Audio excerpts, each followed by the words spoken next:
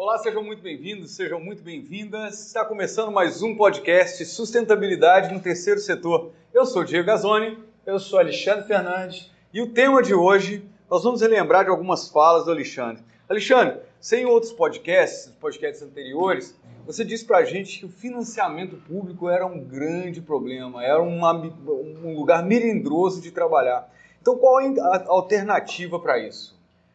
Obrigado, Diego. Bem, eu hoje costumo dizer que o financiamento público, eu brinco falando que é a fórmula do desastre. Como assim, fórmula? A fórmula do desastre. Por que é a fórmula do desastre, gente? Porque, na verdade, pode ser até um pouco contraintuitivo. As instituições sem fins lucrativos, ela tem uma característica que são instituições privadas de interesse público. Normalmente, a gente trabalha com temas de interesse público, seja crianças, seja jovens, seja idosos, seja pessoa com deficiência, meio ambiente. Então, o que acontece aí? Se você tem uma atividade para ajudar uma comunidade, uma região, uma cidade, um estado, não importa, que não é uma coisa que vai reverter para você especificamente, mas vai reverter para todos, é algo que é de interesse público. Nada mais lógico do que você se apoiar no financiamento público. Então, foi por aí que surge, modelos de financiamento, e um que é muito clássico no terceiro setor é o que é chamado de subvenção pública. Subvenção pública nada mais é do que você estar fazendo algum papel que é do Estado, seja ele o município, a prefeitura ou qualquer ente. A gente até falou sobre isso em outros... Das lacunas sociais. Exatamente, já falamos sobre isso em outro podcast. Então, o que acontece aí? As pessoas, é muito comum as instituições procurarem esse apoio. Historicamente, o Estado sempre apoiou, seja através de subvenção, seja através de convênio, qualquer outro instrumento.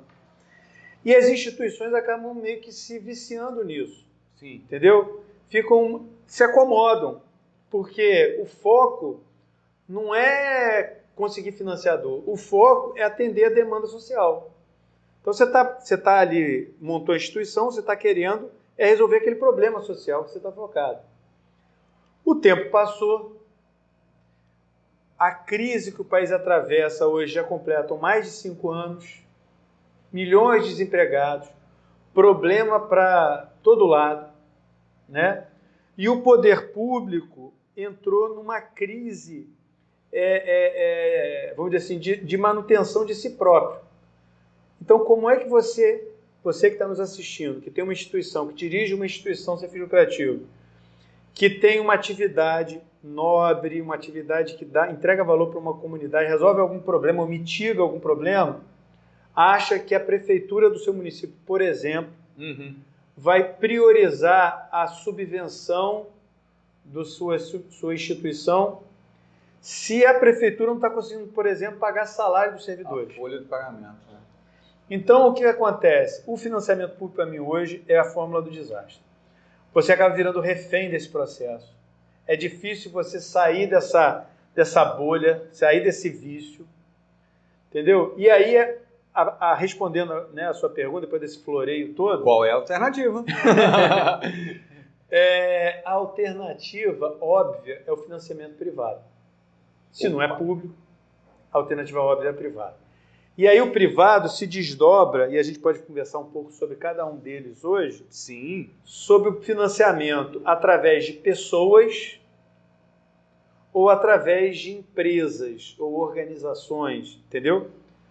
Então você tem esses dois níveis, esses dois vieses de... Duas possibilidades. Obrigado. A gente podia chamar isso de modelos de financiamento diferentes. E aí, se a gente pode chamar de modelos para o financiamento através das pessoas, como é que funcionaria esse modelo? Eu não sei se é o termo certo, mas tudo bem. Vamos lá. Na verdade, assim, para você buscar financiamento privado de pessoas, você precisa ter um modelo de financiamento, tá? Que vai atender esse nicho, esse segmento aí de pessoas. É diferente de você atender empresas, por exemplo. Eu acho que o melhor exemplo que eu gosto de dar com relação a financiamento privado voltado a pessoas, para quem está nos assistindo aqui, que atua, né, no terceiro setor e está procurando encontrar modelos, às vezes a gente precisa se inspirar, entendeu? Em alguns exemplos, em algumas instituições que já existem e dão certo.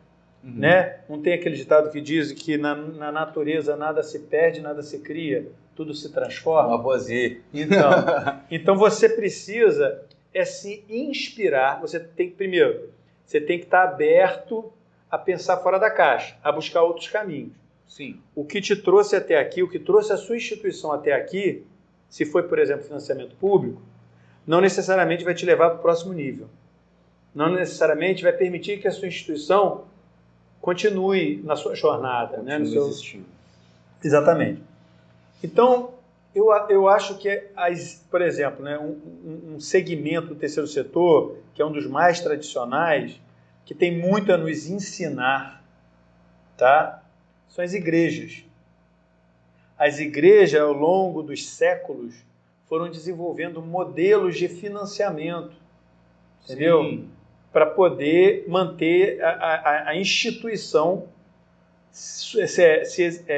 manter a sua existência. Porque quando, por exemplo, tá? Vou dar um exemplo. Quando o padre celebra uma missa, tá? Ele está promovendo um evento, ou quando o pastor celebra um culto, tá? E aqui a gente não vai entrar na discussão religiosa. Qual é a melhor religião. Não, esquece. Não é por aí. Não é o intuito. Nós estamos decifrando o modelo de financiamento. Através de pessoas. Exatamente, mas baseado em exemplos que estão aí para todo mundo se espelhar e enfim, entender. Pensar sobre, né? Então, no caso das igrejas, quando o padre ou o pastor celebra um culto ou uma missa, é um evento que envolve custos para a instituição. Eu não sei se as pessoas pensam que, né, hoje em dia você tem, né, igrejas com ar-condicionado, climatizadas, com uma estrutura fantástica e tudo mais. Isso custa para construir e para manter. Sim. Entendeu? E como é que as instituições se mantêm? Essas instituições se mantêm, né? Essas instituições se mantêm num modelo de financiamento que tem várias situações, mas a base de tudo são doações de pessoas físicas. Dos próprios fiéis, né? Dos próprios fiéis. Só que olha que interessante, que aí é o detalhe do detalhe que a maioria das pessoas não percebe. Será que funcionaria tão bem esse modelo de financiamento, de doação para igrejas, para templos, se o padre saísse na rua pedindo a doação? Se o corpo lá de fiéis parasse na frente do sinal pedindo a doação?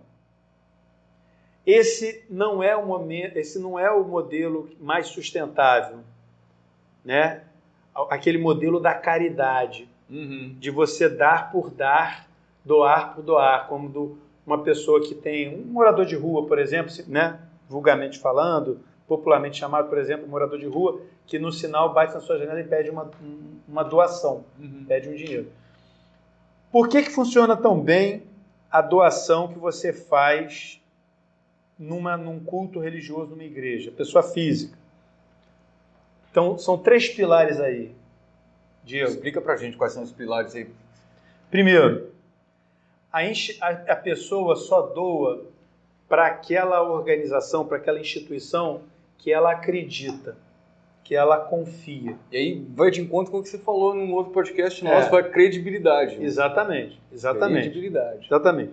Então, ela vai doar porque ela confia na instituição, ela acredita na instituição igreja.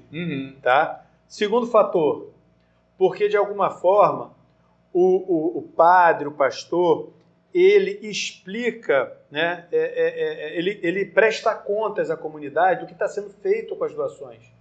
Às vezes é uma obra, às vezes é um projeto social, às vezes é algum tipo de atendimento, às vezes é uma família que está em dificuldade. Sempre tem um motivo, às vezes é uma reforma que precisa na igreja. Quantas vezes eu já vi o padre, o pastor falar, olha gente, nós estamos com um problema aqui, o ar-condicionado deu defeito, a gente não tem recurso para consertar, então, para poder um ambiente mais agradável para vocês, quem puder ajudar, entendeu? E o terceiro motivo, né? Então, primeiro, confiança. Segundo, prestação de contas. Mas ninguém pede um relatório do padre para ver como é que pagou.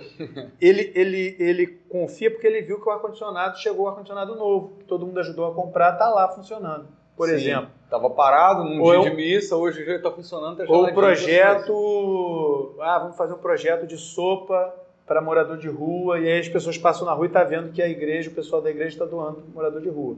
Então esse é um exemplo, prestação de conta. O terceiro é que, gente, precisa ser um processo fácil, simples. Não pode dar trabalho para quem está doando. Às vezes você para no sinal, uma criança, um idoso, uma pessoa com deficiência, pede uma doação ali, um pedinte, pede alguma coisa, e aí você não conhece, não confia e tudo mais. Mas tem aquela moedinha ali no cinzeiro do carro. Alcance da mão. Entendeu? Ó. Então você fica com pena da situação, você fica sentido, né? Quem tem mais empatia e tudo mais, e você doa por conta disso. Então eu vejo um erro brutal, várias instituições fazendo, que é o fato de você estar criando um processo complexo, trabalhoso para a pessoa poder doar. A doação tem que ser algo simples, fácil de fazer, entendeu? Porque com isso você vai conseguir muito mais doadores. Então, tá? Assim, quando torna esse processo complexo, é meio que você está colocando um quebra-mola para a pessoa passar ali, ela vai pensar duas vezes. É um obstáculo. E aí tem uma questão aí que eu falei da missa, do culto, e que é importante as pessoas terem clareza. Quem está nos ouvindo aí, que trabalha, atua, dirige uma entidade sem fins lucrativos. Quando você vai à missa, tem vários... O processo, né, do culto, da missa, só para citar exemplo, gente, tá? Tem várias coisas envolvidas nesse ritual, tá? E aqui eu não estou querendo entrar na parte da teologia, não é aqui o nosso papel. Eu estou analisando do ponto de vista da sustentabilidade. Então, quem doa no ofertório, na hora do culto, é um processo de retribuição. Entendeu? Tem um gatilho que está lá no nosso subconsciente, que é o gatilho da reciprocidade. Então, se você acaba tendo um instinto natural de ajudar quem te ajuda, de cumprimentar quem te cumprimenta, de se fazer uma gentileza para quem te fez uma gentileza. Sim. Então, esse processo é um processo que está lá no nível do subconsciente, já está no nosso HD natural, entendeu?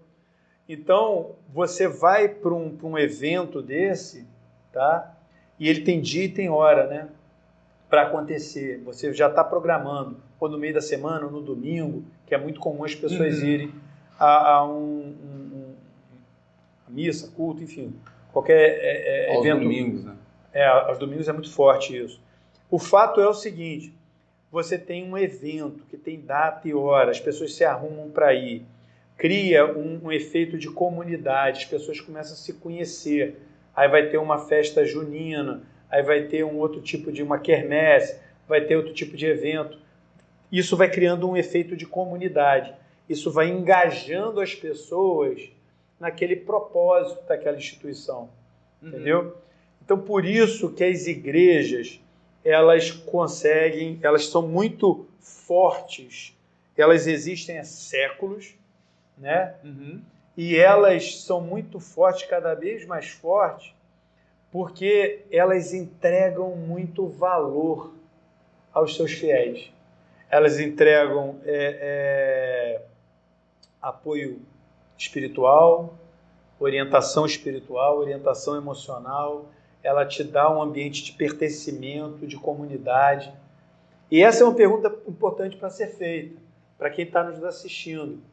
Que tipo de entrega de valor você está fazendo para quem você quer doação? Não é para os seus beneficiários. Sim. Olha, presta atenção. Entendi.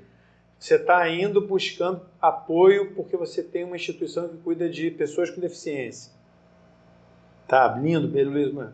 A pergunta é, o que você pode fazer para gerar valor para aquelas pessoas que vão doar. Que vão doar. Para aquelas pessoas que vão doar. Para além dos beneficiários óbvios. Porque, assim, a ideia... E aí a gente já entra num nível mais denso do processo, entendeu? Sim, ok. E aí também você fala para a gente financiamento privado, e aí tem um outro modelo, você disse um modelo de empresas, né? E como é que funcionaria esse modelo através das empresas? Como é que funcionariam esses financiamentos? Dá uma palhinha para a gente aí. Eu acho assim, como a gente falou no início, né? Tem um financiamento privado para empresa, para pessoas e para empresa. Para pessoas a gente falou, desse exemplo das igrejas, tem vários outros exemplos, mas acho que isso aí já dá um bom caldo de cana aí. Mas o financiamento para a empresa, a lógica muda bastante. Por quê? Porque o financiamento da empresa, a lógica de uma empresa, isso é importantíssimo as instituições estarem atentas a isso. Toda empresa, ela tem um objetivo fundamental, que é a geração de lucro para os seus acionistas. Via de regra, essa geração de lucro, ela está numa solução que aquela empresa oferece para a sociedade. Entendeu? E aí ela vende um produto ou um serviço, esse produto ou serviço custa alguma coisa, as pessoas pagam, e aí sai o lucro lá na ponta. Quando chega uma instituição para pedir um patrocínio, para pedir um apoio, para pedir uma doação a uma instituição... Ou fazer uma parceria, não sei. Exato. Mas nós estamos falando aqui de sustentabilidade. Sim. Então, meu foco aqui é falar sobre sustentabilidade. Se você vai numa empresa para pedir dinheiro para ajudar na manutenção da sua instituição, é muito complicado você conseguir, né? Você pode conseguir algo pontual, que você conhece alguém, porque sensibilizaram com a sua causa, está tudo certo, e está tudo valendo. Mas para você conseguir algo mais perene, mais permanente, a lógica tem que mudar, Diego. E isso é um ponto cego para a maioria das instituições.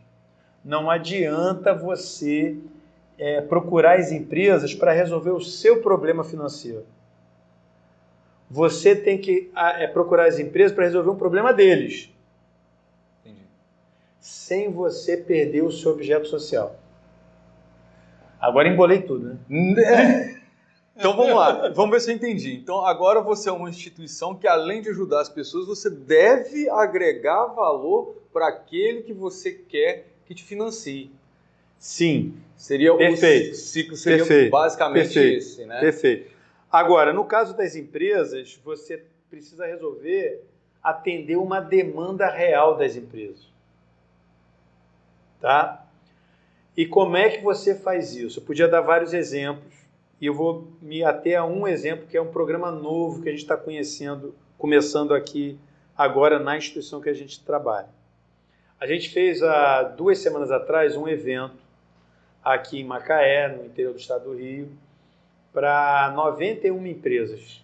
Quase 100 empresas estiveram presentes nesse evento, empresas multinacionais, nacionais, escritórios de contabilidade, vários portes, tamanho e tudo mais. De vários segmentos, de petróleo, de comércio, várias coisas. Foi um evento muito, muito legal, foi muito bom. E aí, no final do evento, diga-se de passagem, sinto não ter ido. Que pena. Eu estava lecionando. Mas você estava na arte nobre de lecionar. Vamos lá. Então, nesse evento, o que aconteceu, Diego? A gente ofereceu para essa audiência um novo projeto Um novo projeto está saindo do forno, que a gente está construindo. E qual é esse novo projeto? O novo projeto chama-se Núcleo de Atendimento Familiar. Opa, explica isso pra gente. O que é o Núcleo de Atendimento Familiar? Vamos lá, deixa eu explicar para vocês. Eu atuo aqui muito na área da linha defesa dos direitos da criança e adolescente. Já fui conselheiro municipal, né, de defesa dos direitos da criança e do adolescente, do ECA. A gente trabalha muito aqui com jovens. E durante um tempo eu fui vice-presidente do Conselho Municipal, que é um cargo voluntário, que é um órgão paritário, né? Público e privado, várias instituições e o poder público. E aí surgiu, tem o conselho e tem o fundo municipal. Uhum. Isso tem uns 10 anos que a gente fez esse programa, que eu vou falar agora, que é o Núcleo de Atendimento Familiar. 10 anos atrás. E aí o que acontece? Surgiu uma discussão dentro do conselho por conta do conselho tutelar, das demandas do conselho tutelar. E as demandas do conselho tutelar são gravíssimas, né? Demandas muito sérias de maus tratos, de abuso, todo tipo. E aí a gente fez um trabalho, o conselho, querendo desenvolver um projeto para ajudar no combate aos abusos, aos desvios, enfim. E envolveu o Ministério Público, envolveu a vara da infância e adolescência, do Judiciário, envolveu vários órgãos. E surgiu uma demanda que era o seguinte: a gente precisa ter um projeto em Macaé para atender as famílias. Porque o que eu acho que todo mundo vai concordar é que a célula originária, né, da sociedade, a célula mãe, é a família da sociedade. Se essa célula está doente, ou por problemas de alcoolismo, de adultério, de violência, ou qualquer outro caso... todo o resto não vai bem. Exatamente. Principalmente as crianças e adolescentes. As crianças que são formadas em lares com esse tipo de complexidade, problema, é muito comum, infelizmente, serem jovens e adultos que vão dar muito problema, vão ter muito problema, muita dificuldade. Uhum. Beleza. E daí surgiu a ideia do núcleo de atendimento familiar, que era um núcleo que envolvia terapia familiar, com psicólogos, terapeutas e tudo mais, envolvia oficinas, envolvia serviço social, assistentes sociais fazendo acompanhamento de residências e tudo mais. Foi um projeto desafiador, muito interessante, marcou época na época que foi feito e foi descontinuado. Por que foi descontinuado? Porque naquela época o financiamento foi feito através do fundo municipal. E o recurso do fundo municipal vinha do Tesouro Municipal, vinha da prefeitura. Uhum. Teve um edital aberto para todas as instituições cadastradas no conselho, e a instituição, a Viva Rio, na época era Viva Rio, não é? que eu dirigia na época, era coordenador regional na época, ganhou o edital. E a gente executou, deu tudo certo. No final, o fundo ficou devendo o recurso para o Viva Rio, a gente teve que suar as bicas para poder conseguir pagar todo mundo e tudo mais, e o projeto foi descontinuado. Tá? Passado esse tempo todo, a gente observa que a dinâmica da sociedade tem se agravado ainda mais. A gente não está num país que, passado 10 anos, melhorou para as famílias. A gente me arrisco a dizer que, no modo geral, estatisticamente, piorou para as famílias. Entendeu? Ainda mais com essa questão da crise econômica, do desemprego, o problema das drogas, o problema da violência, tudo está se agravando. Está aumentando, está inflando, né? Exatamente. Ao longo do tempo. E aí a gente está nessa dor, sabendo que a gente tem um projeto que ajuda muitas famílias, que agrega valor, a gente sabe como fazer, mas falta um modelo de financiamento. Como é que nós vamos fazer? Como é que nós vamos fazer? Como é que nós vamos voltar com esse projeto? Como é que vamos ressuscitar esse projeto? Vamos para o financiamento privado. Vamos procurar as empresas. Mas será que as empresas vão querer apoiar um projeto que, por característica, quando você faz terapia familiar, você precisa, isso gasta tempo, isso não é um problema que resolve com 2 conversas. Não é uma pílula mágica. Entendeu? Então, resumo da ópera. A gente resolveu criar um modelo que eu chamei de Robin Hood moderno. Tirados ricos. Robin Hood moderno, Muito legal. Nós não vamos roubar dos ricos para dar para os pobres, não, gente. Mas nós vamos atender os ricos para poder atender os pobres. Atender os pobres. Entendeu? Entendi. Então tudo é uma questão de como você vai modelar para poder sustentar. Então, desse evento, 15 empresas Aderiram. preencheram um formulário querendo aderir a esse projeto. Que legal! Como é que é o desenho do projeto? Nós oferecemos esse serviço para atender os colaboradores das empresas, os funcionários das empresas, que como toda família, independente do nível social, independente da grana, tem problema. Tem problema. Haja vista que muitos jovens de classe média, eles estão nas páginas dos jornais, por exemplo, com o Índio Galdino lá em Brasília, que quando colocaram fogo no índio, jovem de classe média alta. Não. E questão de suicídio, questão de, enfim, drogas e exatamente. tudo mais. E aí o que acontece?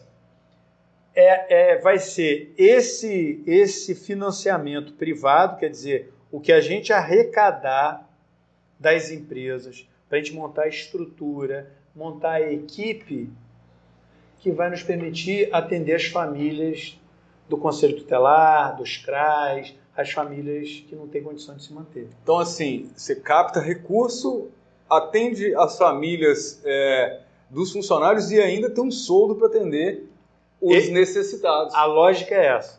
Legal. Por quê? Porque a mesma psicóloga que vai atender o funcionário da empresa, entendeu? Ela vai atender as outras famílias. Então, assim, vai ter a gente vai ter, né, um número de... São sessões, né, de atendimento. Uhum. E aí a assistente social também vai ter questão de atendimento e tudo mais. Então, vão ter número de vagas. A gente está construindo ainda isso, está muito novo, é uma coisa em primeira mão aí. Mesmo por conta da capacidade operacional, né? Porque senão querer ajudar todo mundo e não consegue nem... Não, tem que estabelecer uma quantidade de vagas, aí conforme isso vai dando certo e outras empresas vão aderindo, permite a gente contratar mais profissionais. Legal. E atender tanto as famílias dos funcionários como a família das empresas. Então a gente falou lá, então, financiamento privado tem por pessoas e por empresas, e eu tô aqui com uma coisa anotada, gente, que tem uma fórmula secreta. O Alexandre está fazendo uma redoma de cristal e desde o início do vídeo com um suspense. Eu quero saber que fórmula secreta é essa. Vamos lá. É uma brincadeira, né, gente? Perdoa aí, é só uma brincadeira. Na verdade, Diego, essa questão é a seguinte. Fórmula secreta, ingrediente secreto. Sempre que eu aqui vou desenhar algum projeto, eu sempre procuro um desenho, seja para o público, seja para o privado, pessoa física, ou seja para empresas, que gere recorrência. Esse é o ingrediente, vou chamar de ingrediente secreto. Em vez de fórmula secreta, vou chamar de ingrediente secreto. O que é isso de recorrência? O que é recorrência? É bem provável que a maioria das pessoas que está nos assistindo hoje tem às vezes faz e até nem sabe, né? Consome um monte de serviços que são recorrentes. Então, eu vou dar um exemplo aqui. Por exemplo, quem está nos assistindo que assina um Netflix, por exemplo, é uma recorrência. Todo mês você vai pagar R$19,90, 20 e poucos reais pela assinatura do Netflix, por exemplo. Se você tem um plano de saúde, todo mês você vai pagar a recorrência. Entendeu? Se você, por exemplo, está fazendo um curso de inglês, tá? E aí tem um detalhe interessante, né? A maior parte dos cursos de inglês, são um parêntese que faz parte, que está dentro desse contexto. A maior parte do curso de inglês do nosso país tem um desenho para começar a atender crianças. Eles sempre há todo um marketing, todo um estímulo para você poder matricular seus filhos. Quanto mais cedo, mais fácil é aprender um outro idioma, isso é fato. Por quê? Porque a recorrência é muito maior. Sim. Entendeu? Meu filho teve o privilégio, né? Eu consegui, graças a Deus, financiar para ele poder fazer inglês numa escola de inglês aqui em Macaé. E ele ficou, se não me falha a memória, quase 10 anos. Estudando inglês. E a recorrência de 10 anos? De 10 anos, todo mês, todo ano, eu lá matriculando, comprando matéria. Então, existe, assim, milhares de exemplos para dar com relação à recorrência. Então, por exemplo, esse desenho que eu falei agora do NAF, né, do Núcleo de Atendimento Familiar, ele tem um modelo de recorrência. Entendeu? Por quê? Porque dando certo, depois a gente vai trazer aqui, quando isso estiver rodando de fato, para mostrar os números para quem está nos assistindo. Uma vez que a gente está atendendo bem a família dos empregados da empresa, e aí o cara tendo um ambiente familiar mais equilibrado, mais organizado, né, mais pacificado, vamos dizer assim, ele produz melhor. Ele tá muito com uma saúde mental, uma saúde física melhor para o trabalho. Para ter maior produtividade. Então, quando você consegue fazer isso bem orquestrado, bem desenvolvido, é difícil a empresa sair. A gente já tem experiência disso em outros programas que em outro momento a gente vai contando. Uhum. Mas assim, o processo de recorrência, ele acaba te amarrando numa relação onde você vai querer aquele financiamento. Entendeu? Então, é por aí. Quando você consegue montar um projeto social e consegue um desenho... Vou dar outro exemplo para você no caso de pessoa física. Tá? Hoje você tem, e a maioria das instituições ainda não se atentaram, não ligaram para isso, a tecnologia hoje está à sua disposição para você poder fazer isso. Então, por exemplo, se você pode entrar aí no Google, pesquisar assim, PagSeguro, Mercado Pago e outras plataformas de pagamento online, todas elas são gratuitas. Você vai pagar um percentualzinho do que você usar. Às vezes tem umas taxinhas lá, mas é tudo em cima do que você usar de produtos. Mas você abre a conta no PagSeguro, por exemplo, você abre de graça, não vai pagar nada. E lá você pode fazer um produto recorrente. O que vai acontecer? Se você faz uma campanha, tá, pedindo doação para a sua instituição, vamos supor que você tem uma instituição que cuida de animais abandonados. Cachorro, gato, maltratado, abandonado, doente, entendeu? E você você acolhe, você cuida, você dá carinho, você alimenta, você trata e depois faz feiras de adoção, aquela coisa toda. Em vez de você ficar naquele terror, naquela agonia, né, todo dia praticamente pedindo nas redes sociais, pedindo na forma que você tem para divulgar doação, para comprar ração, comprar remédio, comprar isso, comprar aquilo, você pode fazer uma campanha bem estruturada para pessoas que amam animais, que acreditam na instituição que você tem, entendeu? No trabalho que você faz, entendeu? Se conecta com esse propósito, com essa missão. E aí ela pode fazer, pela internet, uma doação recorrente, aonde todo mês vai cair no cartão dela, cartão de crédito, vai cair R$5, R$10, R$20, R$50, não importa. Quanto a pessoa quiser doar. Sim. E aí você fazendo uma boa prestação de contas para quem está doando, mostrando que o serviço está sendo feito, agradecendo, dando feedback, mandando uma lembrancinha, entendeu? Alguma coisa assim, você vai acumulando, entendeu? Lógico, isso tem toda uma técnica, tem toda uma estrutura para você passo a passo, fazer isso. A gente vai depois falando melhor nisso aqui no podcast. Mas você pode estar acessível. Tem uma ferramenta que você pode contratar hoje gratuitamente, assinar lá gratuitamente, e aí você vai liberar um link. A pessoa vai clicar num link, vai abrir uma página criptografada, segura. O cara vai botar os dados do computador, perdão, os dados do cartão e vai clicar, eu quero doar R$5, eu quero doar R$10. A pessoa tem que acreditar, confiar no seu... Aquela coisa que exatamente. Você falou anteriormente, no início. Tem que acreditar, confiar na sua instituição, tem que ter uma prestação de contas, você tem que mostrar que o trabalho está sendo feito, você não está pegando o dinheiro de todo mundo indo para a praia, indo viajar ou coisa do tipo. E tem que ser fácil do cara doar. Do cara doar. Se o cara toda hora você ficar pedindo, o cara tem que entrar no banco para pagar o código de barra, pagar um boleto, fazer um depósito. Não vai rolar, entendeu? Uhum. Não é sustentável no longo prazo. Aí uma hora o cara fala, já doei 5 vezes, cansei, pede para outro, entendeu? E as pessoas também... Só um detalhe da recorrência, Vamos lá. para não esquecer, perdão. Não, sem problema. Na recorrência, você inverte uma lógica que faz toda a diferença. E as pessoas não se atentam nisso. Qual a lógica que você inverte?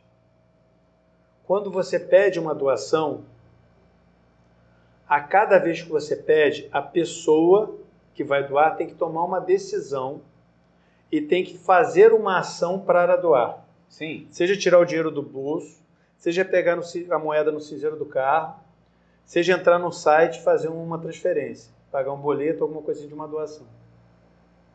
Na recorrência, a pessoa tem que tomar uma ação, tem que tomar uma decisão para parar de doar.